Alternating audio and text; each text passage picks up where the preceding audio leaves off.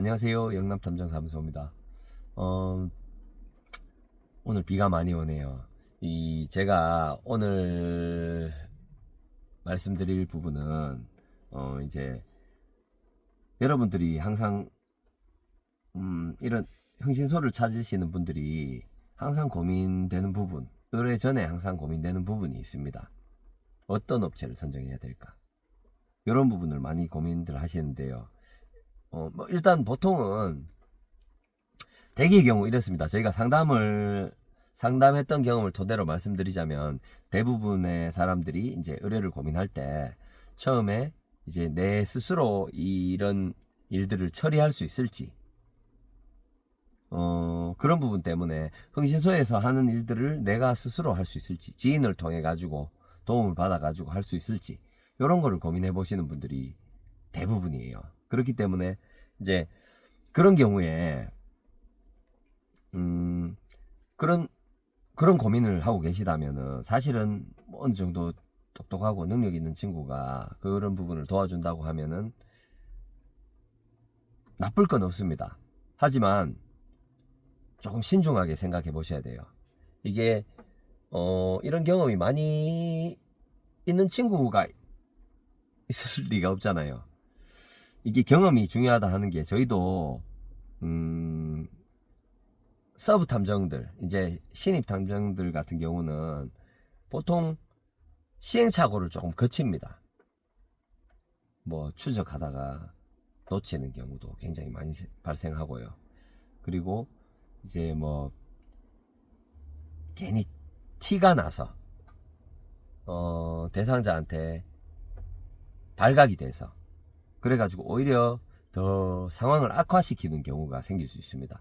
그렇기 때문에 그때 그 이후에 이제 전문업체에 의뢰를 한다고 생각하면은 일은 사실 더 어려워지고 그로 인해서 이제 기간이 길어질 수 있고요. 예를 들어서 배우자 외도 상황 같으면은 그런 상황에서 이제 뭐 발각이 됐다. 그러면 좀 의심을 살 만한 상황이 나왔다. 그러면 조심을 할 거 아닙니까? 그러면 아무래도 일이 어려워지겠죠. 거기다가 당분간 내연녀와 만나지 않는 경우도 생길 수 있고요. 그렇기 때문에 그 이후에 의뢰를 하게 되면 기간이 길어질 수 있고 증거물이 대담한 행동을 자제할 테니까 증거물이 조금 빈약해질 수 있고 거기다가 조금 이제 기간이 길어지게 되면 비용 부분에 있어서도 문제가 생길 수가 있어요. 비용 부분에서도 더 많은 비용이 소진될 수 있는 부분이고 그렇기 때문에 이제 행동으로 나서기 전에 미리 고민을 신중하게 해보실 필요가 있습니다. 그 부분 말씀드리고요. 되도록이면은 전문 업체에 의뢰하시는 편이 일이 깔끔합니다. 예를 들어서 이혼 소송을 진행한다거나 이제 뭐 협의 이혼이나 이런 부분을 좀 뭐 유리한 조건에서 이끌어내기 위해서 한다고 하시면은 사실 뭐 의뢰 비용 사실 뭐 적지는 않습니다. 적지는 않은 비용인데 이제 이런 부분들을 투자를 감수하더라도 충분히 뭐 효과적이라고 생각되고요. 괜히 뭐 의뢰 비용 절감하는 차원에서 스스로 해결해 보려고 하다가 낭패 보신 분들을 제가 많이 봤습니다. 그래가지고 일단 뭐 본인 스스로 해결하실 수 있다고 판단이 되면은 한번 해보세요. 그 후에 하더라도 능력 있는 업체에 일을 맡겨주시면 물론 큰 문제는 없습니다. 그렇기 때문에 한번 시도해 볼 필요는 있다고 생각되고요. 자, 그러면 어떤 업체를 선정해야 좋을지 이 부분에 대해서 제가 뭐 어떤 업체를 선정하라 이렇게 콕 찍어 가지고 말씀해 드릴 수는 없어요. 왜냐하면 업체마다 전문적으로 뭐 처리하는 자신 있는 케이스가 좀 다를 수 있습니다. 좀 더 자신 있는 부분에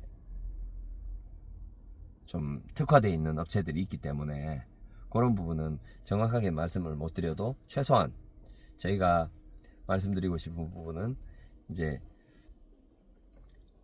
믿을 수 있고 일을 잘하는 업체 어떻게 찾을 것이냐. 보통 이게 가장 좋은 방법은 요거라고 생각됩니다. 지인이 이런 업체를 이용해 보신 분들이 있다면은, 그걸 알고 있다면 그쪽이 한번 이야기를 해서 소개를 한번 받는 거를 추천해 드려요. 왜 그러냐면 그렇게 하게 되면 아무래도 조금 검증이 된 업체잖아요. 내가 당장에 내 지인을 통해 가지고 검증하기 때문에 그 사람이 나한테 거짓말을 할 이유가 없지 않습니까? 맞죠? 그렇기 때문에 그 지인을 통해 가지고 추천을 받는 방법을 첫 번째로 추천을 드리고요. 그게 아니라면은 이제 좋은 업체를 선정하기 위해서 조금 고민을 해보셔야 됩니다. 일단 제가 말씀드리는 방법은 어디까지나 이제 100%이 방법대로 한다고 해서 100% 뭐 좋은 업체를 선정했다, 이렇게는 100%는 아닐 수 있어요. 근데 최소한 거의 보편적으로는 이런 방법을 사용했을 때는 실패는 하지 않는다, 이런 말씀을 드리고 싶고요. 일단 뭐 제가 어떤 방법이든 좋지만 내가 더 좋은 업체를 찾아서 뭐 검색을 해보든 한번 찾아가서 상담을 받아보든 이렇게 하는 방법, 뭐 이렇게 뭐 발품을 팔아가지고 찾는 방법도 좋겠지만은 일단은 접촉하면 안 될 업체, 요것만 추려내도 뭐 얼추 답은 나옵니다. 그래서 이런 식으로 접근을 한번 해보겠습니다. 일단은 첫 번째로 네이버에 예를 들어서 검색을 했습니다. 저희 메인이 대구이기 때문에 대구 흥신소 이렇게 검색을 했을 때 메뉴에 파워링크 광고 있죠. 광고에 뜨는 업체들 첫 번째, 두 번째, 세 번째, 네 번째, 다섯 번째, 이런 식으로 한 5개 정도가 뜰 거예요. 지금 현재 그거는 계속 바뀌는 거지만은 5개 정도가 뜨면은 메뉴에 있는 광고 그거 클릭 한번 하잖아요. 그 업체에서 비용이 얼마 나가는 줄 아십니까? 지금 기준으로 한 6만원 정도가 나갑니다. 클릭 한 번에. 뭐 한 3번째 정도 되면은 한 3만, 얼마, 4만원 조금 안 되는 걸로 알고 있어요. 그리고 1순위부터 5순위까지를 전부 비용이 만만치 않게 나갑니다. 그러면 그 메뉴에 있는 업체 같은 경우 정말 유명한 업체고 뭐 처리 건수가 굉장히 많은 업체라면은 그 정도 광고비 감당이 됩니다. 예, 감당이 돼요. 근데 문제는 뭐냐? 신생업체도 자본력만 조금 있으면은, 광고를 위해서 투입할 수 있는 자본이 조금 있으면은 파워링크 광고를 할 수가 있다 이거죠. 입찰을 높게 봐가지고 1순위로 올려놓을 수가 있는 겁니다. 그러면은 거기서는 클릭 한번 한다고 그 사람이 다 의뢰를 합니까? 아니잖아요. 그러면 이제 제가 생각할 때는 클릭, 그거는 뭐 그냥 경쟁업체에서도 클릭할 수 있는 거고, 뭐 이제 한번 클릭했다가 뭐 한번 둘러보다가 나갔다가 다른데 또 클릭해보고, 이런 분들도 굉장히 많으실 거예요. 그러면은 거기에 클릭을 하루에 몇 번이나 하겠습니까? 모르긴 몰라도 이게 저도 광고를 한번 진행해 본 적이 있지만은 광고비가 감당이 안 됩니다. 그러면 자연스럽게 이게 이윤을 추구하는 업체이다 보니까, 영리업체이다 보니까 이제 그 광고비가 어디서 다 나오겠습니까? 여러분들의 의뢰 비용에서 다 나오는 겁니다. 그러면 단순하게 말씀드려가지고 업무 처리 능력을 떠나가지고 광고 비용은 굉장히 의뢰 비용은 비싸질 수밖에 없어요. 그러면 이제 예를 들어가지고 클릭당 6만원씩 하는 1순위 업체를 선정했다. 거기는 뭐 배우자 뭐 외도 증거 수집 일주일 비용이 한 7, 800만원 정도 간다고 봐야 돼요. 7, 800만원 정도 가고, 그리고 그 밑으로 간다고 하면은 사실 일을 제대로 안 하는 업체일 확률이 높습니다. 남는 게 없이 어떻게 하겠습니까? 맞죠? 그렇기 때문에 예를 들어 가지고 한 400만원 500만원의 의뢰를 받아 가지고 진행을 한다. 첫 번째 올라온 업체가. 그러면 둘 중에 하나입니다. 이거는 그냥 단순하게 얘기해 가지고 정말로 뭐 일을 많이 받아 가지고 정말 큰 업체, 뭐 그런 업체 잘 없습니다. 잘 없는데 정말로 한 달에 수입 건수가 뭐 거의 세 자릿수를 찍는 업체, 이런 업체들 같으면은 그 광고 비용 한 달에 뭐 수천만 원씩 나가는 광고 비용을 감당할 수가 있습니다. 그 마진으로도. 근데 그렇지 않고서야 수십 건 처리하는 업체도 그 광고 비용 감당을 못 합니다. 그러면은 결국에는 400만 원, 500만 원에 처리를 할 수 있다는 거는 쉽게 얘기해 가지고는 인건비나 그 진행비로, 일을 처리하는 경비로 비용이 그만큼 안 들어간다는 얘기예요. 그러면 거기서 광고비를 뽑을 수 있겠죠. 그러면 결과물을 얻을 확률이 낮습니다. 일을 못하는 업체예요. 그렇거나 아니면 아까 전에 말씀드린 정말로 한 달에 수백 건을 처리하는 그런 업체, 둘 중에 하나겠죠. 근데 수백 건을 처리하는 업체에서도 그렇게 안 합니다. 광고 파워링크, 제가 아는 큰 업체들, 저도 이 업계에 굉장히 오래 있었는데 17년간 있었는데 제가 아는 업체 외에 뭐 큰 업체가 있을 수가 없어요. 근데 큰 업체들이 거기에 파워링크에 광고하는 업체들 해봐야 뭐 3순위 이하로 광고합니다. 그 1순위로 광고하는 업체들은 거의 다 허상이라고 보시면 돼요. 일은 못하고 비용이 많이 들어가는 업체. 자, 그 업체 피하셔야 되고요. 그리고 두 번째로 형사 출신, 국정원 출신, 요런 문구가 포함된 업체, 요거 피하셔야 됩니다. 왜 그런 줄 아십니까? 보통은 요러면 또 신뢰가 가지 않나, 그 확인해 보셨을까요? 형사 출신인지 국정원 출신인지 어떻게 확인할 수 있겠습니까? 그거 확인도 안 될 뿐더러 막 사진 같은 거 올려놓거든요. 그런 거 전부 저희도 뭐 아는 형사들 많습니다. 경찰 뭐 고위 간부들도 있고요. 그쪽에 이제 그쪽 분들을 고문 형태로 이제 업체에 등록을 해 놓는 겁니다. 그렇기 때문에 그 사람들이 일을 하는 게 아니에요. 그 사람들의 영향력은 없어요. 이름만 빌려주는 겁니다. 그렇기 때문에 그거 피하셔야 되고요. 그거는 거의 업무 능력하고는 전혀 상관이 없는 부분입니다. 그리고 만약에 전직 형사 출신이 직접 한다, 그러면 그거는 더 피하셔야 되는 거예요. 왜 그러냐 하면 전직 형사라는 거는 지금 형사를 하지 않고 있다. 경찰로서도 뭐 조회할 수 있는 부분이, 그것도 불법일 뿐더러 조회할 수 있는 부분이, 권한이 별로 없어요. 근데 더군다나 그런 사람들이 보통은 뭐 경찰 출신이라고 하면 조금 더 신뢰를 하고 좀 더 업무 능력이 확대될 거라고 생각하는데 전혀 그렇지 않습니다. 뭐 비리 경찰이어서 이제 퇴임을 했다든가 아니면 정년 퇴임을 하신 분들, 그런 분들이 할 수 있거든요. 그러면 그분들은 비리 경찰 출신 믿을 수 있겠습니까? 정년 퇴임하신 분들, 사실 뭐 이런 말씀 드리기 죄송하지만 나이가 많으신 분들 일선에서 뛰시기는 조금 신체적이나 두뇌 회전에서 조금 젊은 분들보다 조금 많이 떨어질 차이가 많이 날 수밖에 없어요.